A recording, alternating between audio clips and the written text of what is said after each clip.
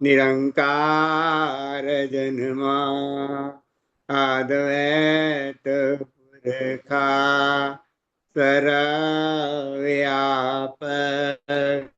कल्याण गुण परमेश्वराय नमः। परमेश्वराय नमः। परमेश्वराय नमः। ओम ब्रह्म सत्यम। सर्वदा। ओम ब्रह्म सत्यम सर्वदा। हमारे सदगुरुदेव महात्मा मंगत राम जी महाराज, उनका दिया हुआ ग्रंथ ग्रंथ श्री संता विलास, आज के सत्संग में सत विचार को, सत अध्ययन को करने से पूर्व अपने सत पुरुष महात्मा मंगत राम जी महाराज, अपने गुरु, उनकी शरणागति हों, उनसे प्रार्थना करें कि हे प्रभु, हम पर दया करो, हम पर कृपा करो, जिससे कि आपके द्वारा दिए हुए ग्रंथ को हम समझ सकें। हमारी बुद्धि में बड़ी मलिनताई है, हमारी बुद्धि अशुद्ध है। अशुद्ध बुद्धि को शुद्ध करो, उसमें विवेक जागृत करो, जिससे कि हम आपके और ही ज्यादा से ज्यादा शरणागत होते हुए आपके चरणों में विलीन हो जाए। ओम ब्रह्म सत्यम सर। आठवां उपदेश, आत्मिक उन्नति का मुख्य पांचवा साधन सत्सिमरन। वचन नंबर 105, पेज नंबर 131। आत्मिक उन्नति जो असली धर्म है, इन पांच मुख्य साधनों के धारण करने से प्राप्त होता है। आत्मिक उन्नति जो असली धर्म है, इन पांच मुख्य साधनों के धारण करने से प्राप्त होता है।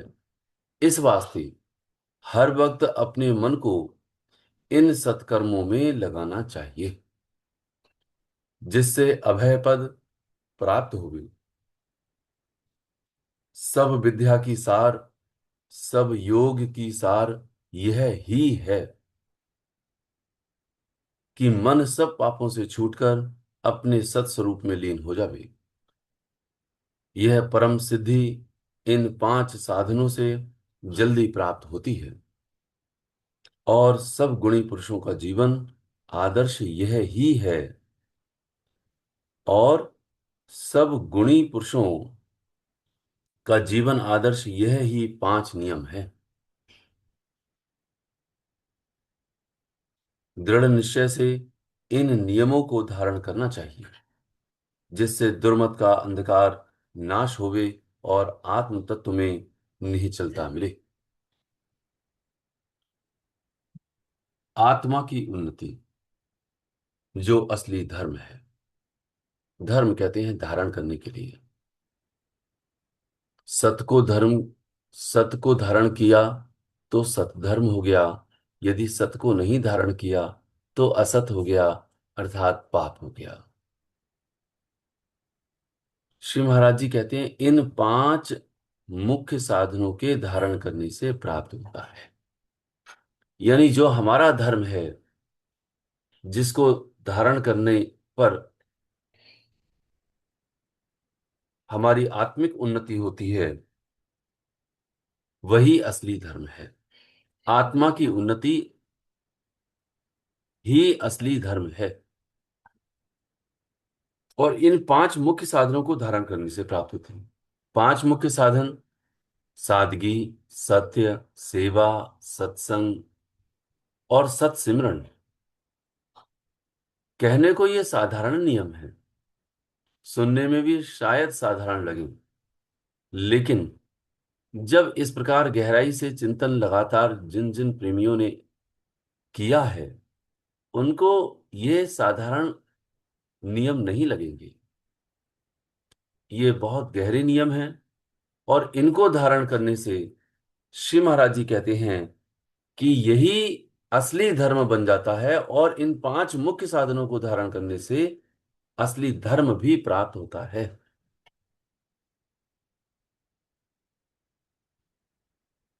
ये असली धर्म कैसे है?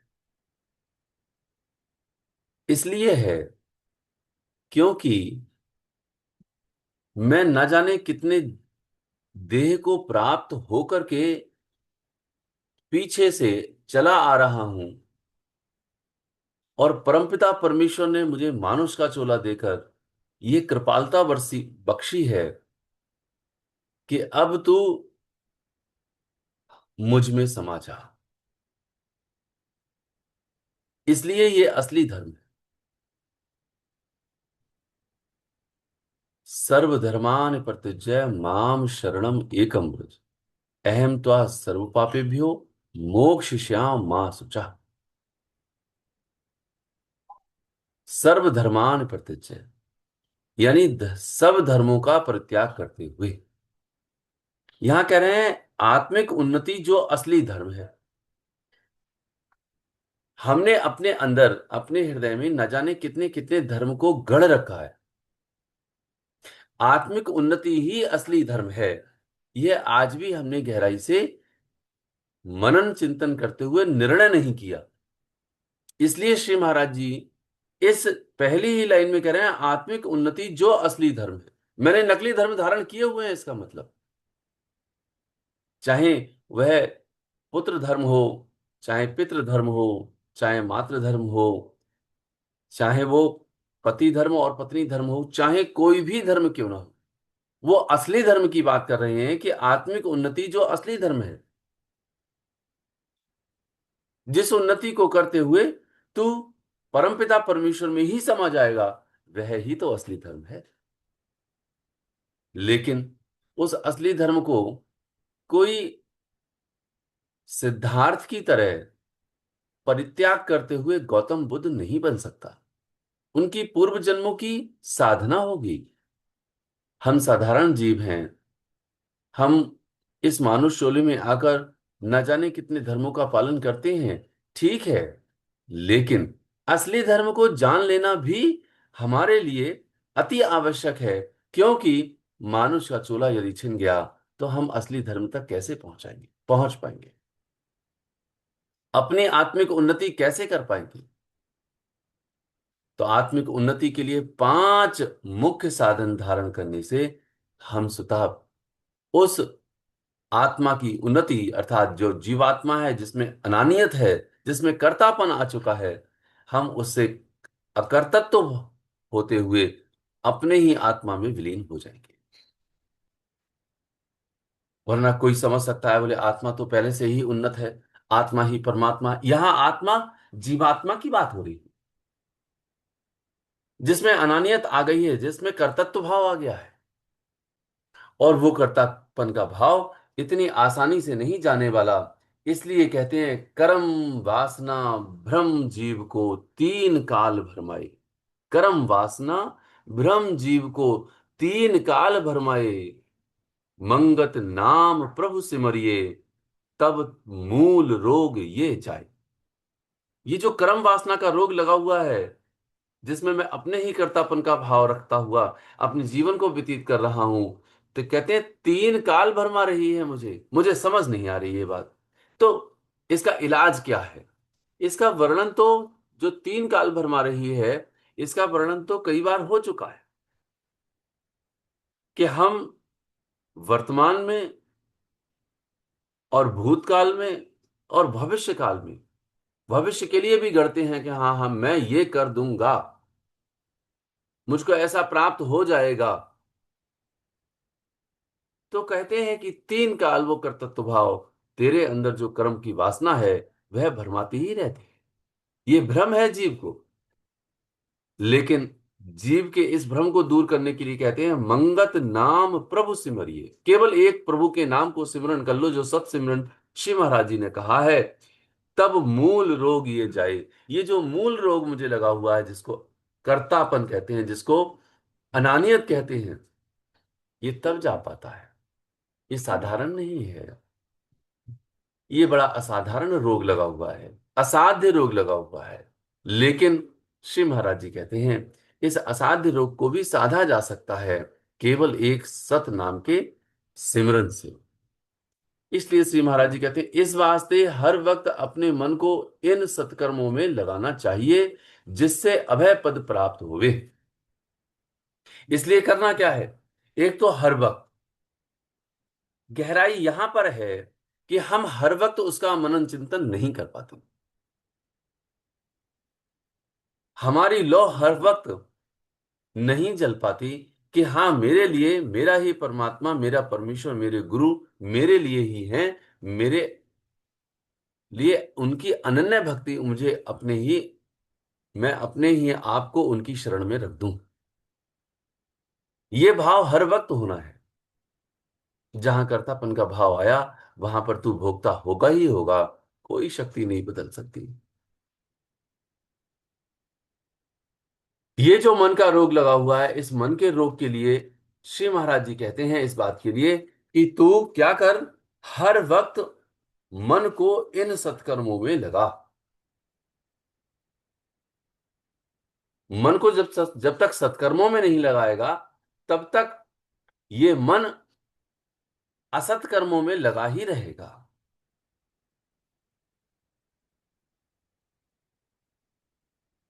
सत्कर्म तो सत्सेवा है, सत्संग श्रवण है, सत्य एक ईश्वर पर आधारित वह विश्वास है, किसी दूसरे की सहायता करनी यानी परोपकार करना, वह भी परमपिता परमेश्वर की दात समझ करके। श्री महाराज जी कहते हैं कि अपने मन को किस प्रकार से सत्कर्मों में लगाए रखे तू, ये विचार हर समय चलना है। इसलिए कहते हैं हर वक्त अपने मन को इन सत्कर्मों में लगाना चाहिए, अभय पद उसी से प्राप्त होगा। सत्कर्मों में मन को विलीन कर दें और मन के अंदर अपने मंत्र का जाप नित्य निरंतर करती रहे, ये सत्विचार है। क्यों? क्योंकि सब विद्या की सार, सब योग की सार यह ही है विद्या। कहते नहीं विद्या तो बहुत ही पढ़ी, मैंने विद्या न जाने कितनी पढ़ी, लेकिन पढ़ पढ़ करके मैं विद्या का अध्ययन करते करते शायद कहीं ऐसी तो मेरी बुद्धि मूढ़मती नहीं हो गई कि मैं विद्या तो पढ़ना ज्यादा से ज्यादा चाहता हूं परंतु अमल नहीं करना चाहता। मेरे जो अमली जामा में यदि मेरा जीवन नहीं बन पाया तो यह विद्या मेरी ही अविद्या में एक दिन बदल जाएगी, क्योंकि मेरे मन में और मेरी बुद्धि में यह धारणा बैठ जाएगी कि मैंने तो सब कुछ पढ़ा हुआ है, मैंने सब कुछ पढ़ा हुआ है, यही विद्या का अहंकार अपने ऊपर और ओढ़ लूंगा, बजाय विद्या का सही प्रयोग करते हुए अपने जीवन में अमली जामा पहनाने के। मैंने अमल करना है। बुढ़ापा आ जाता है, अमल ही नहीं हो पाता। देह की यह उम्र भी उस उम्र के पड़ाव पे पहुंच जाते हैं जहां पर हमारे दांत निकल जाते हैं, बाल सारे सफेद हो जाते हैं, देह जर्जर होती है। लेकिन मन और चित्त में, जिसको चित्त अंतःकरण कहते हैं, उसमें प्रभु का नाम बस नहीं पाता, ये संसार ही बसा रहता है। श्री महाराज जी कहते हैं विद्या वह पढ़नी चाहिए जिससे कि मेरे अंतःकरण में मेरे प्रभु के नाम के अतिरिक्त और कुछ भी ना आए। क्यों? क्योंकि सब योग की सार ये है ही है। मेरा योग, योग कहते हैं जोड़ के लिए, बारंबार दास कहता है योग का मतलब ही है कि ये संसार के कार्य करते हुए मेरा परम पिता परमेश्वर से मिलन हो जाए, ये योग है। और जिस पल जिस क्षण योग होगा उस पल कहते हैं मन सब पापों से छूटकर अपने सत्स्वरूप में लीन हो जाएगा।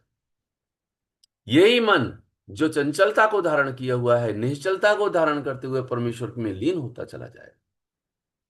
और जैसे ही लीन होगा तब मेरे पाप स्वतः उससे पहले नाश हो जाएंगे, मेरे सब पापों से मैं छूट जाऊं।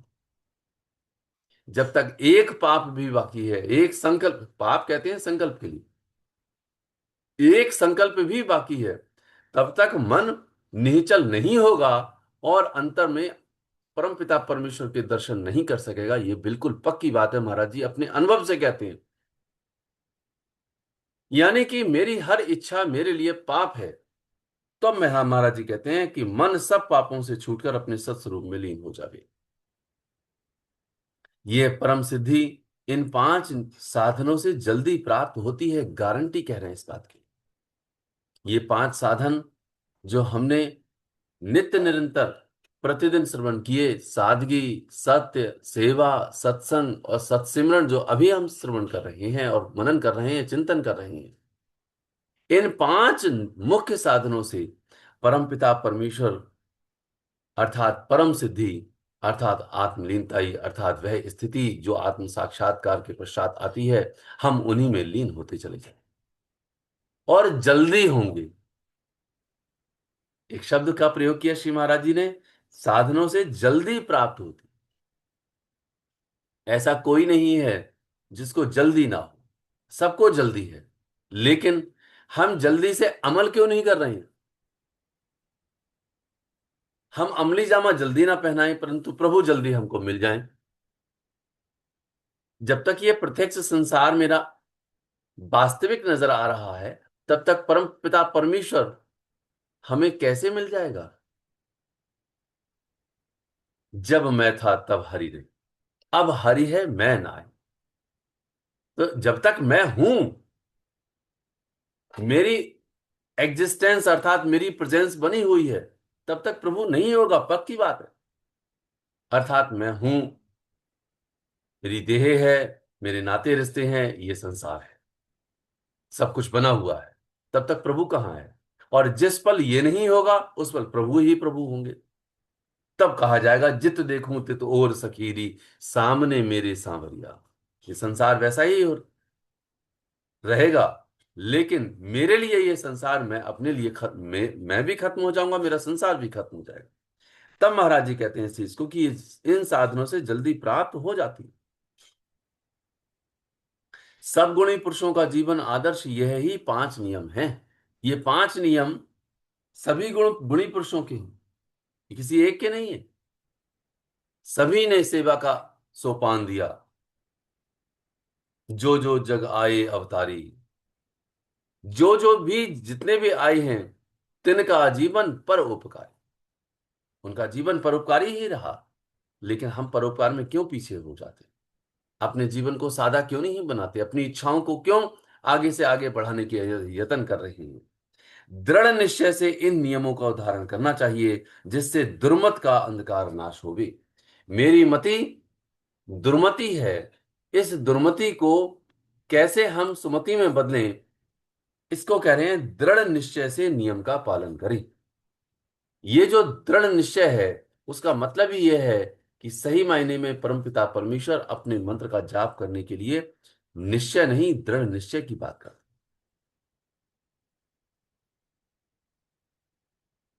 पंचम भजन सो वेद प्रकाशा, मंत्र जाप कर दृढ़ विश्वासा।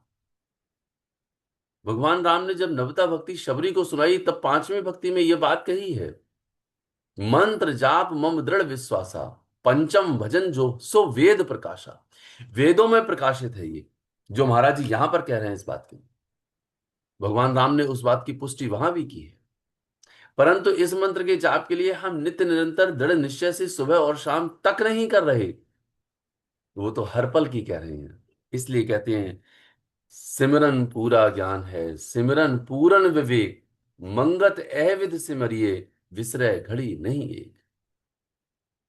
ये जो बारंबार सिमरन की, अविद सिमरने की बात कहते हैं, वो इसलिए कह रहे हैं क्योंकि एक पल भी यदि मेरे अंदर एक संकल्प पाप का आ गया, तो वह अपना असर पाप का छोड़ के जाएगा। ये धारणा मेरे लिए गहरी करनी चाहिए। या तो अंतःकरण में सत होगा, समझना और समझने की कोशिश करें हम सब, या तो अंतःकरण में सत का भाव होगा। यदि सत का भाव नहीं हुआ तो असत ही तो होगा। असत पाप है। हर एक संकल्प जो इस संसार का है, सत के अतिरिक्त कोई भी संकल्प है, वह मेरे लिए पाप बन जाएगा। यह बात इसलिए समझाई जा रही है, मंगत अहविद सिमरिये विसरय घड़ी नहीं, एक भी घड़ी मेरे लिए परमपिता परमेश्वर के नाम के अतिरिक्त विसरनी नहीं चाहिए। मुझे हर पल प्रभु याद आए, तो याद करना है, नहीं याद आता रहे मेरे लिए, ऐसा मेरे मेरे लिए श्री महाराज जी वो कहते हैं कि इन पांच साधनों, इन सारे के सारे पांच साधनों को इस तरह से अख्तियार कर कि अंदर केवल मेरे प्रभु ही प्रभु याद आते रहे। मेरे प्रभु, मेरे प्रभु क्यों नहीं याद आते? धारणा यह है कि हमें इस बात को गहराई से मनन करना चाहिए कि मेरे प्रभु मेरे लिए हर पल क्यों नहीं याद आते। क्योंकि आज भी इस दुख भरे संसार को मैंने दुख रूप में जाना नहीं है। ये पाप भरी दुनिया, ये जो मुसीबत खाना है, इस मुसीबत खाने को मैंने मुसीबत नहीं समझा है। इसमें भी मैंने अपनी मुसीबतों को दूर करते हुए सुख को पाने का यत्न किया है। तो मुझसे बड़ा अभागा कौन होगा?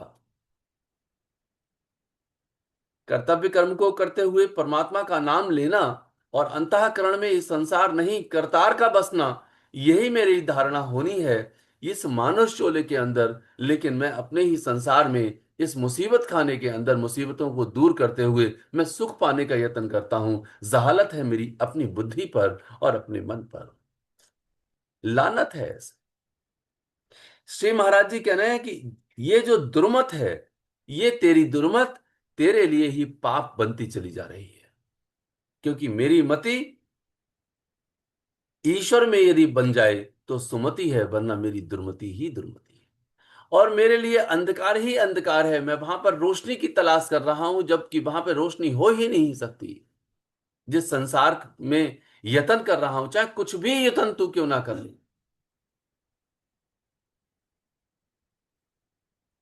इसलिए ये त्रिगुणात्मक सृष्टि है, जिसमें रजोगुण, तमोगुण और सतोगुण, ये तीनों गुण विद्यमान हैं।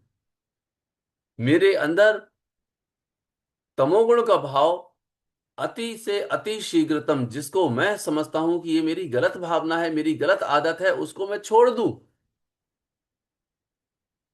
तत्काल त्याग कर दूं, चाहे वो शराब हो, कोई नशा हो, ये मेरा तमोगुण का भाव है।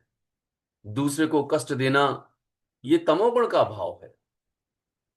लेकिन इसके साथ साथ आलस है, मेरा प्रमाद है, ये भी तो तमोगुण ही है। दूसरे के साथ ईर्ष्या करना, छल कपट करना, ये सारे के सारे भाव जिनमें हम रहते हैं, ये मेरे लिए कभी नहीं करने चाहिए, तमोगुणी प्रभाव है। जब हम इनसे ऊपर उठते हैं तब रजोगुण में आते हैं, और रजोगुण में ज्यादा से ज्यादा धन संपदा कमाने का यत्न करते हैं, सुख पाने का यत्न करते हैं, राजसी भाव, राजसी ठाट बाट रखने का यत्न करते हैं। ये भाव भी हमें त्यागना है। क्योंकि रजसा तू फलम दुखम, राजसी भोगों का फल दुख ही है। दुख कहते हैं तमोगुण के लिए। तो एक दिन यही रजोगुण मेरा तमोगुण में बदल जाएगा। मेरा तो केवल परमेश्वर है। इसलिए रजोगुण से मेरे लिए सतोगुण में आना है। अब सतोगुण में जब हमें आना है तो हम अपना प्रयास करते हुए सतोगुण में आएंगे कि हम दूसरे का ज्यादा से ज्यादा भला करने की कोशिश करेंगे, दान देने की कोशिश करेंगे, सत्संग सुनने की कोशिश करेंगे, पढ़ने की कोशिश करेंगे, प्रभु के नाम का मन का मनन चिंतन निधिध्यासन करने की कोशिश करेंगे, बारंबार एक ईश्वर पर विश्वास लाने की कोशिश करेंगे। तो यहां पर कोशिश होगी, मेरी होगी कोशिश, तो मैं बनी ही रहेगी। वहां पर मुझे सतोगुण का भी भाव एक दिन त्यागना ही होगा। हे परमेश्वर, जो आपने मुझे दात बख्शी हुई है, ये सतोगुण का भाव मेरा नहीं था, बल्कि आपने मुझसे करवा लिया। उस पल ये बात ध्यान आएगी अच्छी तरीके से कि मेरे गुरु ने जो सारा परोपकार किया, मेरे गुरु ने जो पूरा जीवन सादगी में गर्क कर दिया, मेरे गुरु ने जो जो किया, वह सत्कर्म, मेरे सत्कर्म, मेरे सत्कर्म उनके सत्कर्मों की तुलना में कोई मानी नहीं रखते, क्योंकि वो एक स्थिति है और यहां पर एक मेरी कोशिश है। तब मेरी कोशिश उनके लिए, मेरे लिए, उनको समर्पित हो जाएगी। ये तुमने करवाया है, मैंने नहीं किया है। वहां पर सतोगुण का भाव खत्म होगा। वहां पर अहंकार का भाव कि हाँ मैंने किया, क्योंकि सतोगुण में बड़ा भारी अहंकार होता है। ये बिल्कुल समझने वाली बात है। तब जाकर के ये दुर्मति कहते हैं, जिससे दुर्मत का अंधकार नाश होता है और आत्म तत्व में निश्चलता मिलती है।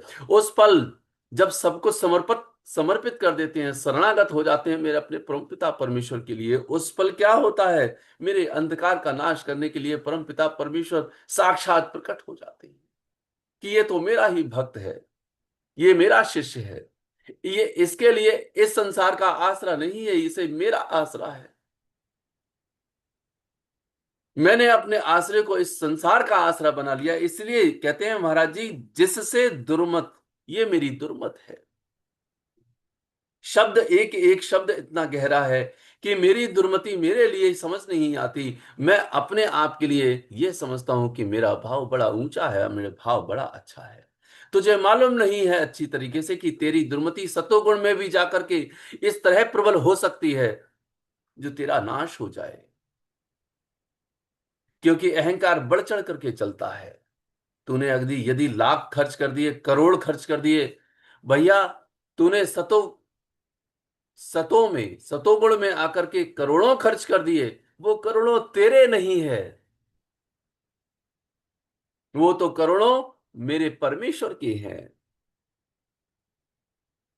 ये बात, ये धारणा बहुत आगे समझ में आती है, अभी नहीं समझ में आती। इसलिए मेरे परमेश्वर कहते हैं, दृढ़ निश्चय से इन नियमों का को धारण करना चाहिए। दृढ़ निश्चय से। मेरा निश्चय नहीं बन पाया, मेरा ये दृढ़ता कब आएगी और कैसे? जिससे कि दुर्मत का अंधकार नाश होवे और आत्म तत्व में नहीं चलता। नहीं चलता कहते हैं, मेरी हर चंचलता, मेरी तमोगुण की, रजोगुण की और सतोगुण की, जो सतोगुण में है, मेरी हर चंचलता, मेरी जो संकल्पों की है, वो मेरी खत्म हो जाए। आज भी मैं बना हुआ हूं, मैं बना रखने की कोशिश कर रहा हूं अपने आप। वहां पे गर्क होना है। मैं जब तक गर्क नहीं होऊंगा, तब तक मैं नहीं रहूंगा। मैं जब तक मैं बना हुआ हूं, तब तक वो आएगा ही नहीं। और मुझे मैं को खत्म करना है। तो इसीलिए कहते हैं, एक महर्षि बड़ा अच्छा समझाते हैं कि ये जीव है और जीव को बीज बनना पड़ेगा और मिट्टी के अंदर दबना पड़ेगा। जब ये जीव बीज बन जाता है, मिट्टी में दब जाता है, यानी कि सब अपने संकल्पों को भस्मीभूत करते हुए, कोशिश करते हुए मिट्टी में मिल जाता है, तो कहते हैं परमपिता परमेश्वर की शरणागति हो जाता है। अपनी हर इच्छा को खत्म करते हुए परमात्म तत्व की हर इच्छा को धारण कर लेता है, तब कहते हैं मिट्टी में मिल जाता है। उसके बाद उसमें अंकुर फूटते हैं। उससे पहले अंकुर नहीं फूटते उसमें। फल उससे पहले नहीं लगते उस बीज में। थोड़ा सा पौधा बढ़ता है, बढ़ने पर फिर उसको भक्ति से सराबोर करते हुए उसमें खाद है, पानी है, उस जीव में लगातार परमपिता परमेश्वर की ध्यान बना रहता है, जिसकी धारणा कहते हैं कि जहां पर सिमरन किया, सिमरन के साथ साथ तेरी भजन अवस्था आएगी, भजन के बाद तेरी ध्यान अवस्था आएगी। वह जो पौधा धीरे धीरे बढ़ रहा है, उस धीरे धीरे पौधा बढ़ने पर तेरी उस अवस्था में तुझे लेकर के ही जाना पड़ेगा। जैसे जैसे तू चलेगा, वैसे वैसे मेरा परमेश्वर भी चलेगा, तुझे हाथ पकड़ करके आगे लेकर के चलेगा। ये अंदर की साधना, ये अंदर की बात होगी। जहां तू रुक जाएगा, वहां मेरा परमेश्वर भी रुक जाएगा। क्योंकि चलना तुझे ही पड़ेगा। ध्यान रखना, जब तक तू अपने कल्याण के बारे में स्वयं सोचेगा, समझेगा और उसके माफिक चलेगा नहीं, यानी चलना तुझे ही पड़ेगा। परमेश्वर तेरा हाथ पकड़ करके चलाएंगे, लेकिन अंत अंत में स्थिति यह है कि तुझे अपने ही प्रयास में खुद करना, गर्क होना पड़ेगा। और जब गर्क होगा अर्थात पूर्ण शरणागति होगी, उस पल मेरे परमेश्वर आपके सामने या मेरे सामने प्रकट हो गए। इसलिए श्री महाराज जी बार बार कहते हैं, दृढ़ निश्चय से इन नियमों का नियमों को धारण करना चाहिए, जिससे दुर्मत का अंधकार नाश होवे। और फिर क्या होगा? आत्म तत्व में नहीं चलता मिल जाती है, परम पिता परमेश्वर की अंदर हमारी वह स्थिति आ जाती है जहां हमारी परमेश्वर हमसे मिलन, हमारी हमारी और उनकी एक स्थिति हो जाती है। हम उनमें समा जाते हैं, वो हम में समा जाते हैं। ना हमारे लिए संसार रहता है, ना हम रहते हैं, ना कोई रहता है। केवल एक परम सत्ता, एक परमात्मा, परम पिता परमेश्वर ही रहते हैं। वहां पर यह पता चलता है कि श्री महाराज जी ने एक एक बिंदु करके, एक एक शब्द को करके हमें किस प्रकार से वहां ले जाने की कोशिश की थी, और कोशिश करते हुए वहां पर हम उसमें लीन हो चुके। मेरे ईश्वर, मेरे परमेश्वर, मेरे गुरु, जो हर पल हर क्षण हमारे संग हैं, उन गुरु की शरणागत होते हुए हम उनसे निवेदन करें, आदर भाव से, विनय से उनसे प्रार्थना करें कि हे प्रभु, हमारी स्थिति भी ऐसी लेकर के आ जाओ जिससे कि हमारा कल्याण हो सके। हमारे जीवन में आप ही आप रहो और कोई ना रहे। ओम ब्रह्म सत्यम सत।